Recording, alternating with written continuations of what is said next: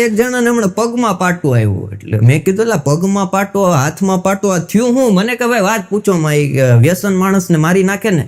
મેં કીધું વ્યસન કરે એમાં ફેફસા ખરાબ થાય, લીવર વયું જાય, પગમાં ને હાથમાં પાટો કાંઈ એવો? મને કે મારું નવું મકાન બને એમાં અગાસીએ બેઠો હતો અને બીડી પીવાની તલપ લાગી, ખિસ્સામાંથી બીડી કાઢી, બીડી પીધી, પણ ટેવ રહી ને પગથી થારવાની. થારવા ગયો એમાં એક હેઠો ગયો. અમારો એક ભાઈબંધ છે ભાઈ, એટલો બધો વ્યસનના રવાડે ચડી ગયો, વાત પૂછો માં. જે મફતનું મળે બધું પીવે અને ગાંજો ને ચરસ તો આમ મૂકે નહીં. હા, એક બાપુ બાકી નહીં રાખ્યો હોય બેઠકમાં, બધા જ જાય બાપુ જય ગિરનારી કરીને બે જાય. હા, બાપુ જેટલો લાવ્યો હોય ગાંજો એનાથી તો ડબલ આપી જાય. એવો વ્યસનમાં ચડી ગયો. એના ઘરના એ કહેવા મળ્યા કે આ વ્યસન મૂકી દે, કોઈ રીતે સમજે નહીં. પછી 4-5 જણા પાસે ગયા કે વ્યસને ચડી ગયો આનું કરવું હું?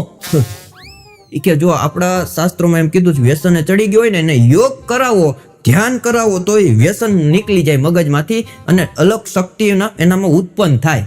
ધ્યાન અને યોગ સાધના એવી છે. એના ઘરના એ બધા વિચાર્યું કે આને યોગ કેન્દ્રમાં મૂકી આવીએ. અહીંયા નહીં, બીજા રાજ્યમાં યોગ કેન્દ્રમાં મૂકી આવ્યો. 6 મહિના પછી યોગમાં કેન્દ્રમાંથી પાછો લાવ્યા.